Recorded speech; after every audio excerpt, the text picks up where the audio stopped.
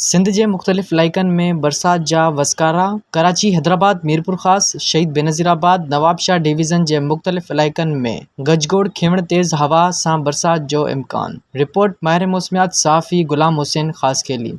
जी बिल्कुल ॿुधाईंदा हलूं त सिंध जे मुख़्तलिफ़ इलाइक़नि में गजगोड़ ऐं खिवण सां गॾु बरसात जो सिलसिलो जारी आहे। कराची, हैदराबाद, मीरपुर ख़ास, शहीद बेनज़ीराबाद, नवाबशाह डिवीज़न जे मुख़्तलिफ़ इलाइक़नि में वक़्फ़े वक़्फ़े सां बरसात जो सिलसिलो जारी आहे।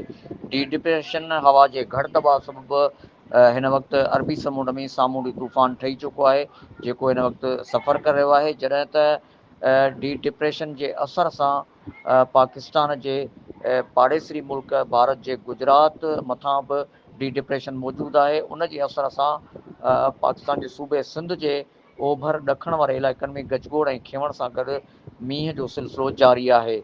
अरबी समुंड में जेको सामूंडी तूफ़ान आहे उन सफ़र शुरू कयो आहे। उन जी शिदत केतिरी थींदी उनखे मॉनिटर करे रहिया आहिनि सभु मुख़्तलिफ़ मौसमियात जा खाता ऐं मॉडल्स मॉनिटर करे रहिया आहिनि। जीअं जीअं इहो सामूंडी तूफ़ान पंहिंजो रुख या टकराइण जो केॾांहुं थो वञे उन बाबति अपडेट असां तव्हांखे जारी रखंदासीं। जॾहिं त उन जे असर सां कराची डिवीज़न, हैदराबाद डिवीज़न, मीरपुर ख़ास डिवीज़न, शहीद बेनज़ीराबाद, नवाबशाह डिवीज़न में गजगोड़ ऐं खिवण सां गॾु वक़्फ़े वक़्फ़े सां बरसात जो सिलसिलो जारी रहंदो। जी।